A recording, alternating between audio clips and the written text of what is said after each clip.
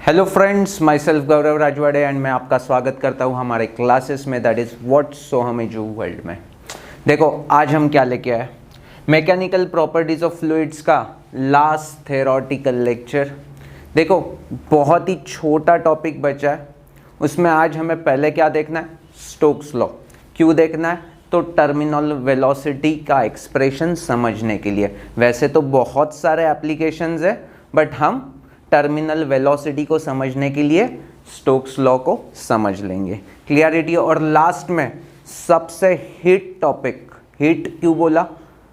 क्योंकि ये कॉम्पिटिटिव में बहुत ही ज़्यादा एक्सपेक्टेड है क्लास। कभी ऐसा पेपर नहीं होगा जिसमें बर्नौलीज का क्वेश्चन नहीं होगा। Is that clear to you? So हमें बर्नौलीज इक्वेशन देखना है लास्ट में एंड उसके कुछ एप्लीकेशन देखने हैं। Is that clear to you? Bernoulli's में भी एक नई टर्म है टीटीबी। नई टर्म मतलब क्या? वो हमने बनाई हुई टर्म है, नॉर्मली बुक्स में ये सब बातें नहीं होती, तो वो भी हमें समझना है बिकॉज कॉम्पिटिटिव में उसके ऊपर बहुत सारे क्वेश्चंस बन सकते हैं। क्लियरिटी। ओके, अब देखो क्लास हम स्टार्ट कर देते हैं स्टोक्स लॉ से। बट लास्ट लेक्चर में हमने क्या किया था? फ्लूइड्स डायनामिक्स में, हाँ बेटा, ओके ना, स्टैटिक में नहीं, हाइड्रोस्टैटिक में नहीं, हाइड्रोडायनामिक्स में हमने लास्ट में क्या देखा था? तो हमने विस्कस फोर्स तक देखा था और उसके बाद सरफेस टेंशन ये कॉन्सेप्ट समझ लिया था बिकॉज वो हमें लगने वाली थी ये सारे कॉन्सेप्ट को समझने के लिए। तो सरफेस टेंशन उसके बाद हो गया एंड अब लास्ट में हाइड्रोडायनामिक्स का ही टॉपिक ले रहा हूँ। विस्कस फोर्स के बाद Stokes law, terminal velocity and last में बर्नौलीज इक्वेशन। यहाँ पे हमारा चैप्टर कंप्लीट हो जाएगा। तो चलो क्लास स्टोक्स लॉ से स्टार्ट करते हैं। Viscous force acting on small sphere falling through viscous medium। मतलब देखो हम पहले एक एग्जाम्पल दे देते हैं। ये रेन ड्रॉप होता है। सो ड्रॉप हमें कैसा भी दिखे, ड्राइंग में हम कैसे भी बनाए, बट वो स्पेरिकल होता है एक्चुअली। वैक्यूम में वो देखेंगे तो स्पेरिकल दिखेगा। तो ये स्पीयर दिख रहा है, that is what rain drop. उसका रेडियस स्मॉल आर हमने एज्यूम किया हुआ है। तो ये रेन ड्रॉप नीचे नीचे आ रहा है, यस और नो? क्लियरिटी। क्यों नीचे आ रहा है? Because of mg force. mg मतलब वेट। तो बिकॉज ऑफ वेट वो कहां पे आएगा? नीचे गिरेगा। ये तो बहुत नेचुरल तरीके से हमें समझ में आता है बिकॉज ये हमें दिखता है। क्लियरिटी। अब देखो क्लास सुनो, वाटर ड्रॉप नीचे आ रहा है, बाजू में मीडियम कौन सा है? एयर। यस और नो? सो एयर के मॉलिक्यूल्स इस वाटर ड्रॉप को चिपकेंगे। यस और नो? कौन सा फोर्स?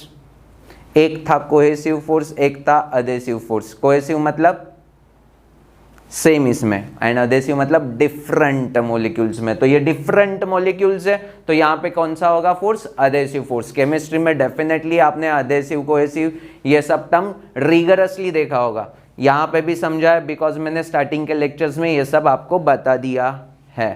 ओके, कोहेसिव, अधेसिव, यहाँ पे कौन सा है? Adhesive force. तो इसीलिए ये ब्लैक ड्रॉपलेट्स मतलब एयर मॉलिक्यूल्स दिख रहे हैं, ब्लैक राउंड्स, वो बेसिकली वाटर ड्रॉपलेट्स को क्या है? कांटेक्ट में चिपके हुए हैं। यस और no? Because of adhesive force. But उसके बाहर भी तो वाटर एयर मॉलिक्यूल्स है। यस और नो क्लास? एंड वो एयर मॉलिक्यूल्स क्या करेंगे? इस ड्रॉप को अपोज करेंगे ना, नीचे जाने से अपोज करेंगे। तो वो opposition is nothing but that viscous force. Yes और नो क्लास? लास्ट टाइम जो हमने विस्कस फोर्स देखा था वो सेम मॉलिक्यूल्स में देखा था। यहां पे देखो ये वाटर मॉलिक्यूल्स है and viscous force air and water molecules के बीच में। Is that clear to you? So ये स्टोक्स लॉ दो डिफरेंट मीडियम के बारे में बात कर रहा है। Are you really getting me class? Clarity के साथ। Okay, so viscous force act करेगा, वो अपोज करेगा। सो दे आर सेइंग कि that viscous force acting on small sphere falling through viscous medium is directly proportional to the radius of sphere। radius of sphere, ये जो radius मतलब जिसका radius बड़ा होगा उतना viscous force ज्यादा होगा। जिसका रेडियस छोटू सा होगा उतना विस्कस फोर्स छोटू सा होगा। तो directly proportional to the radius of sphere, then its velocity through fluid. अरे कितने वेलोसिटी से आ रहा है, are you getting me class, उस वेलोसिटी के ऊपर डिपेंड होगा। एंड लास्ट में कोएफिशिएंट ऑफ विस्कोसिटी, देखो लास्ट वाला लेक्चर याद है आपको, विस्कस फोर्स, उसमें कोएफिशिएंट ऑफ विस्कोसिटी के हमने बेसिकली यूनिट्स भी देखा था, डायमेंशन एनालिसिस भी देखा था, हमने बोला था कि वो कॉम्पिटिटिव में पूछते हैं and all those thing clarity के साथ। Okay, so coefficient of viscosity of that fluid, मतलब एयर है तो एयर का जो कोएफिशिएंट ऑफ विस्कोसिटी होगा, यहाँ पे जो वाटर है तो वाटर का, is that clear to you? So it depends on viscosity of that fluid. तो तीन टर्म्स पे डिपेंड है, रेडियस पे, वेलोसिटी पे एंड विस्कोसिटी ऑफ फ्लूइड पे। सो ये तो प्रोपोर्शनलिटी हो गया, अब उसको इक्वालिटी में कन्वर्ट करना है। आपको याद है dimensional analysis 11th standard first chapter, उसमें हमने बोला था डायमेंशनल एनालिसिस के एप्लीकेशन में to derive different equations in physics. तो यहाँ पे भी ये जो फॉर्मूला है वो डायमेंशनल एनालिसिस से हम डिराइव कर सकते हैं। कैसे? फोर्स का डायमेंशनल एनालिसिस पता है, यस और no? Coefficient of viscosity eta का पता है, रेडियस मीटर में पता है, वेलोसिटी मीटर पर सेकेंड में पता है, यस और नो? तो एलएमटी के टर्म्स में डायमेंशनल एनालिसिस लिखो एंड इसकी पावर्स कैलकुलेट करोगे तो वो 1 1 1 ही आएगा। एंड प्रोपोर्शनलिटी कांस्टेंट जो के है उसकी वैल्यू बाय एक्सपेरिमेंट उन्होंने फाइंड आउट किया, that is what 6 pi. So हमें फॉर्मूला मिला Fv is equal to 6 pi into eta Rv। Is that clear to you? Fv is equal to 6 pi into eta Rv। Eta coefficient of viscosity of that fluid, R radius, V velocity. दिमाग में fit हो चुका है class? Okay, तो यहाँ पे हमें Stokes law क्या बताने की कोशिश कर रहा है, बाकी का समझना है तो समझ लो, नहीं समझा तो भी चलेगा, बट ये फॉर्मूला दिमाग में फिट होना चाहिए। Fv is equal to 6 pi eta Rv, खत्म। अब टर्मिनल वेलोसिटी देखते हैं। देखो क्लास, टर्मिनल वेलोसिटी मतलब क्या, थोड़ा समझो। ड्रॉप यहाँ से गिर रहा है, समझो ये हाइट है कुछ तो maybe 10 metre, drop free fall हो रहा है, मतलब उसके ऊपर एसिलरेशन क्या होगा? एसिलरेशन डेफिनेटली g होगा, यस और नो क्लास? यस और नो? मतलब क्या, g की वैल्यू क्या होती है? 10, 9.8 तो 10 बोल देता हूँ, मीटर पर सेकेंड स्क्वायर। क्लियरिटी समझ में आ रहा है?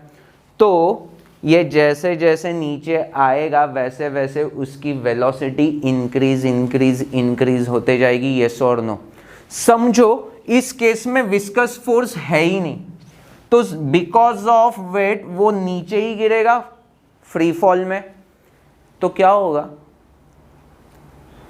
1 सेकेंड के बाद, देखो 1 सेकेंड के बाद उसकी वेलोसिटी 0 से 10 मीटर पर सेकेंड हो जाएगी, और 1 सेकेंड के बाद 20 मीटर पर सेकेंड हो जाएगी, 10 सेकेंड के बाद 100 मीटर पर सेकेंड हो जाएगी, यस और नो? मतलब अगर ये विस्कस फोर्स नहीं होगा तो ये रेन ड्रॉप्स बुलेट जैसे पेनिट्रेट करते थे, यस और नो क्लास?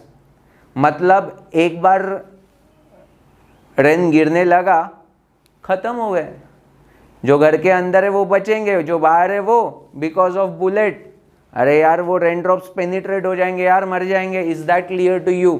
तो वैसे होता है क्या, हम लोगों को वो रेन ड्रॉप्स कितना प्लेजेंट लगता है, क्यों? बिकॉज वो कांस्टेंट वेलोसिटी से गिरता है रेन ड्रॉप्स, इसीलिए हमें बहुत प्लेजेंट लगता है। अब वो कैसे कांस्टेंट वेलोसिटी से गिरता है? वो constant velocity is called terminal velocity actually. तो वो टर्मिनल वेलोसिटी कैसे रीच करता है और वो एग्जैक्टली उसका फॉर्मूला क्या है, वो सब हम अभी समझ में लेंगे। क्लियरिटी?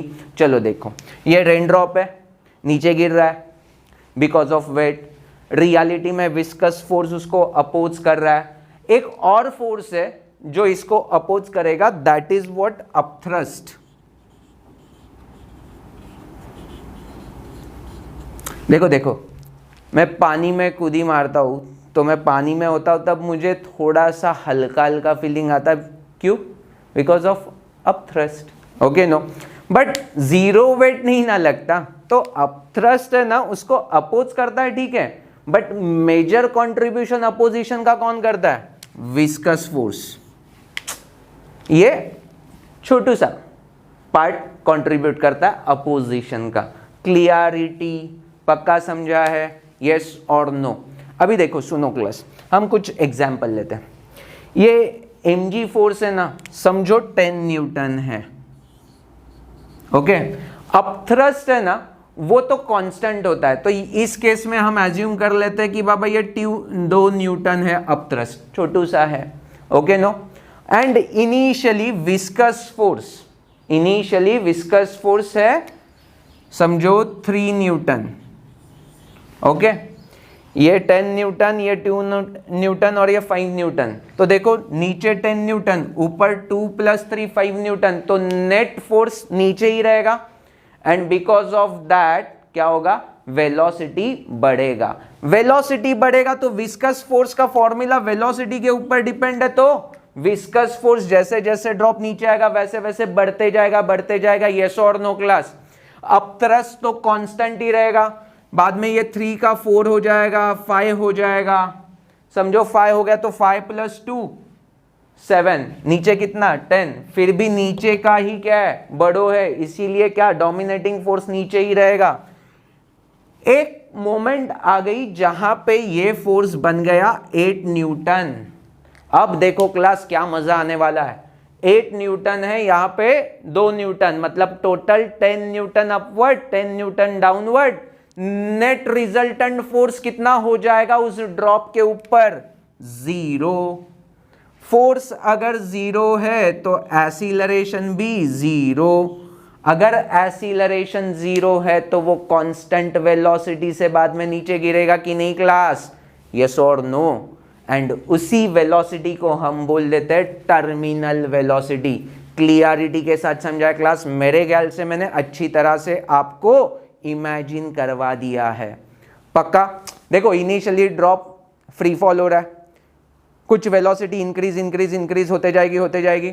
एक पर्टिकुलर पॉइंट पे क्या हो जाएगा? अपवर्ड एंड डाउनवर्ड वेट वाला फोर्स एंड ये विस्कस प्लस अपथ्रस्ट ये इक्वल हो जाएंगे, एंड उसके ऊपर नेट फोर्स 0, तो वो कांस्टेंट वेलोसिटी से गिरना चालू हो जाएगा। Is that clear to you? That velocity is called terminal velocity. अब हम उसका डेरिवेशन भी कर लेंगे। एट टर्मिनल स्पीड मतलब वो पॉइंट रीच हो चुका है, मतलब क्या होगा? Viscous force plus upthrust is equal to weight होगा। तो यहां से ही तो मैंने स्टार्ट कर दिया एक्सप्रेशन को। विस्कस फोर्स का फॉर्मूला 6 पाई ईटा r vt बोल दिया है, बिकॉज एट टर्मिनल वेलोसिटी हम कैलकुलेट कर रहे तो v नहीं लिया, vt लिया है, बिकॉज वो हमें फाइंड करना है। Is that clear to you? So ये vt दिमाग में फिट हो चुका है। अब देखो क्लास, प्लस अपथ्रस्ट का फॉर्मूला क्या होता है? वेट जैसा ही होता है ना। वेट क्या होता है? Mass into ji, but mass को मैं रो इंटू वी लिख सकता हूं। मास को मैं क्या लिख सकता हूं? Rho into V. अब ये क्या है? रो ऑफ दैट वाटर ना, वाटर ड्रॉप है ना, रेन ड्रॉप है ना, तो इसीलिए क्या आ गया? Rho of water into volume into जी।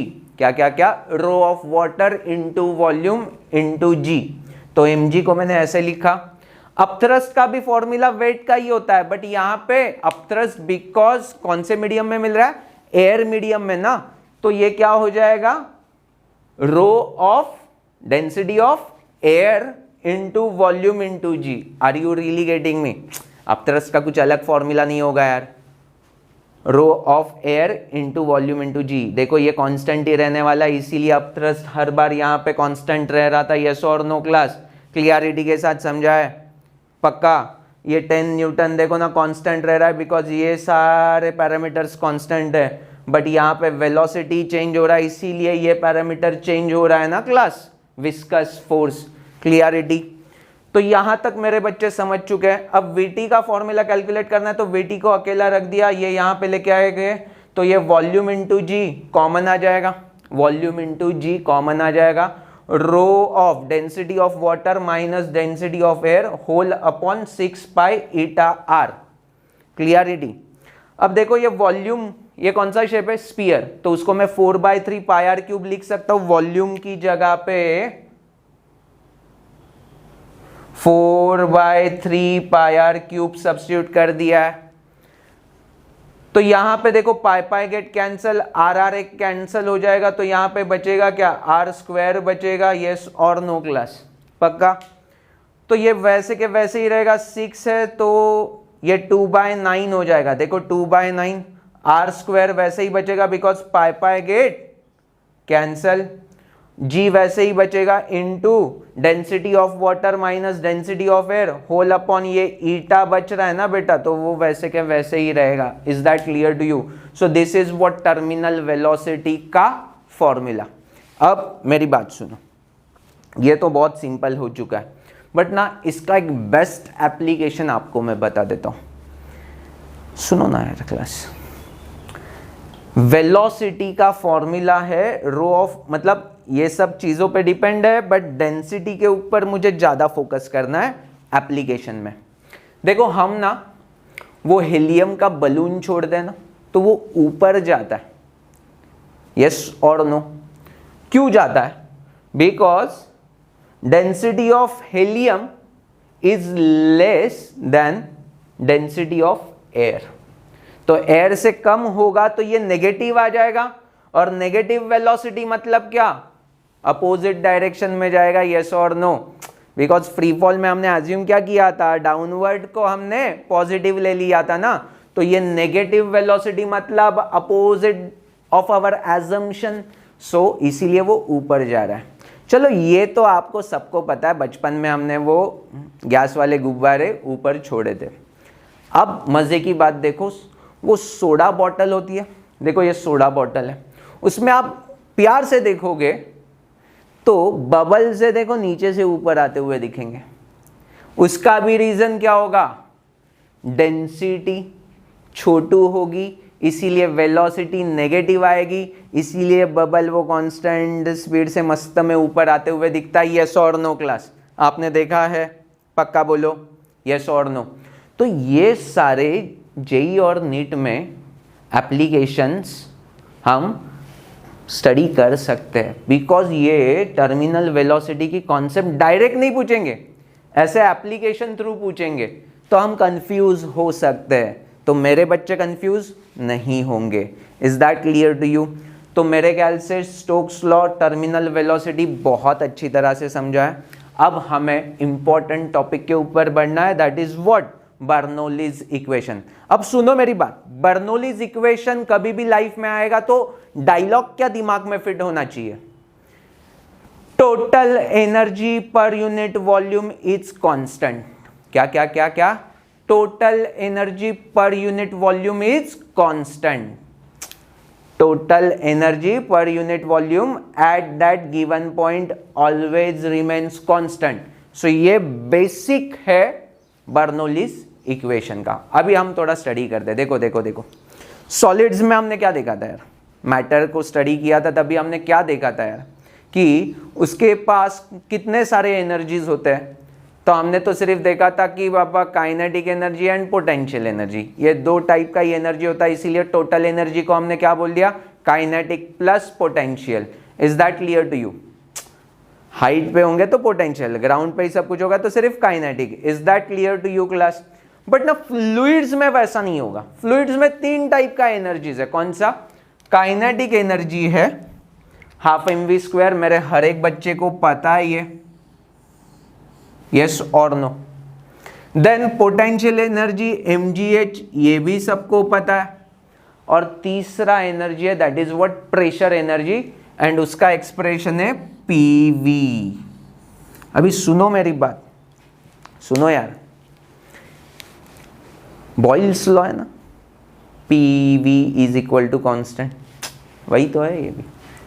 आप ना pressure into volume dimensional analysis करो, प्रेशर का डायमेंशन ले लो एलएमटी के टर्म्स में, वॉल्यूम का ले लो, उनका मल्टीप्लिकेशन करके देखो, आपको ना एनर्जी का ही डायमेंशन मिलेगा। तो ये भी एक टाइप की एनर्जी ही है। Is that clear to you? अरे यार, एनर्जी, कंजर्वेशन ऑफ एनर्जी पता है ना? तो बॉयल्स लॉ ने कुछ अलग नहीं बोला है, एनर्जी रिमेन्स कांस्टेंट ही बोला है। Is that clear to you? So basic laws है, conservation of energy, conservation of mass वगैरह वगैरह। Is that clear to you? तो उसी के ऊपर ये सब सिस्टम चल रहा है। तो यहाँ पे बाकी सारा छोड़ दो यार, हमें समझ में आ गया। वो सॉलिड को हमने स्टडी किया था, तभी हमें सिर्फ दो ही एनर्जी पता था, that is what, kinetic energy and potential energy. अब फ्लूइड्स को पढ़ रहे हैं तो हमें तीन टाइप का एनर्जी पता चल गया, काइनेटिक तो पता ही है, पोटेंशियल तो पता ही है, और तीसरा क्या आ गया, pressure energy, that is what, P into V. अब ये तो समझ में आ चुका है। अब एक ना सेक्शन लेते हैं पाइप का, ये छोटू सा सेक्शन है पाइप का, यहां से पानी इन हो रहा है, यहां से आउट हो रहा है। पानी इन हो रहा है तो यहाँ का एरिया कुछ तो A1 है, यहाँ का एरिया A2 है। यहाँ से ऊपर जा रहा है मतलब कुछ तो प्रेशर होगा ना, तो यहाँ पे P1 है, यहाँ पे P2 है, एंड कुछ वेलोसिटी से जाएगा तो यहाँ पे V1 है, यहाँ पे V2 है। क्लियरिटी के साथ समझाया क्लास? अरे बोलो ओके। अब देखो क्लास, सुनो मेरी बात यार, हमें बर्नौलीज इक्वेशन इसके ऊपर लगाना है। ये हमने रेफरेंस लाइन ले लिया, यहाँ पे पाइप रखा हुआ है, कुछ हाइट पे है, ये सेक्शन है वो H1 हाइट पे, और ये आउटलेट जो सेक्शन है वो H2 हाइट पे। मतलब पोटेंशियल एनर्जी अलग अलग होगा, ये तो समझ में आता है ना मुझको? अरे बोलो यार ओके। V1 अलग है, V2 अलग है, मतलब काइनेटिक एनर्जी अलग होगा। P1 अलग है, P2 अलग है, मतलब क्या है, प्रेशर एनर्जी भी अलग होगा। तो यहाँ पे टोटल एनर्जी और यहाँ पे टोटल एनर्जी अलग अलग होगा। ये तो मेरे बच्चे को समझ में आता है ना क्लास? अभी सुनो, बर्नौलीज क्या बोलता है, total energy per unit volume is constant eight given specific point. तो यहाँ पे हम बर्नौलीज का इक्वेशन लगाने की कोशिश करते हैं। टोटल एनर्जी मतलब इन तीनों का एडिशन कर देंगे, यस और no class, but per unit क्या चाहिए, वॉल्यूम। तो देखो फर्स्ट हमें मिल जाएगा kinetic energy per unit volume plus potential energy per unit volume plus pressure energy per unit volume is equal to constant बोल दू एज पर स्टेटमेंट, यस और नो क्लास। हमें इक्वेशन चाहिए बर्नौलीज का, तो स्टेटमेंट अच्छी तरह से समझा है ना हमें, तो उसी को हमने यूटिलाइज कर लिया। Clarity okay. अब ये फॉर्मूला पुट कर देंगे, और क्या करना है, हाफ एम वी, ये वॉल्यूम नहीं है वेलोसिटी, हाँ कैंसिल मत करना नीचे वाले v से। So half m v square upon volume plus m g h upon volume. Mass को क्या लिख सकते हैं वॉल्यूम के टर्म में, रो इंटू वी। क्या क्या, रो इंटू वी। तो ये वॉल्यूम गेट कैंसल, ये वॉल्यूम गेट कैंसल। तो हमें एक्सप्रेशन क्या मिला बर्नौलीज का, हाफ, यहां पे भी मास को मैं कैसे लिख सकता हूं, रो इंटू वी लिखा तो V get cancel. So half rho V square, ये वी वेलोसिटी का है, plus rho g h plus P pressure is equal to constant. So this is what our Bernoulli's का equation. Is that clear to you? तो इस and पे भी लगाओ, इस पे एंड पे भी लगाओ, ये कांस्टेंट ही मिलने वाला। Are you getting me class? Is that clear to you? पक्का समझा है? तो बर्नौली इक्वेशन हम यहाँ इस पॉइंट पे लगाएंगे, बर्नौली इक्वेशन हम यहाँ पे लगा सकते हैं, क्या मिलेगा, कांस्टेंट मिलेगा। Is that clear to you class? अभी सुनो हाँ मेरी बात, ये प्रैक्टिकल वर्ल्ड में बहुत बार ऐसा सिचुएशन होता है कि सेम हाइट पे ही पूरा सिस्टम है। अगर हाइट सेम होगा तो क्या होगा, हाइट सेम होगा तो पोटेंशियल एनर्जी कंसीडर नहीं होगा ना, सब जगह पे कांस्टेंट होगा तो वो कैंसिल हो जाएगी। तो मैं पोटेंशियल एनर्जी को कांस्टेंट मतलब कैंसिल कर दिया, तो मेरे सिर्फ ये दो टर्म बचते हैं ना पापा। अगर सेम हाइट पे होगा तो क्लियरिटी ओके। तो इसको मैं निग्लेक्ट कर रहा हूं, तो सिर्फ दो टर्म को कंसीडर करता हूं, इसीलिए उसका नाम हमने दे दिया है two term Bernoulli's equation. Two term Bernoulli's equation, TTB. क्या क्या क्या क्या? TTB, two term Bernoulli's equation. तो वो क्या बोल रहा है? Half rho V square plus P is equal to constant बोल रहा है। इसको निग्लेक्ट कर दिया बिकॉज वो सब जगह पे सेम होगा, वो कैंसिल हो जाएगा। Are you getting me class?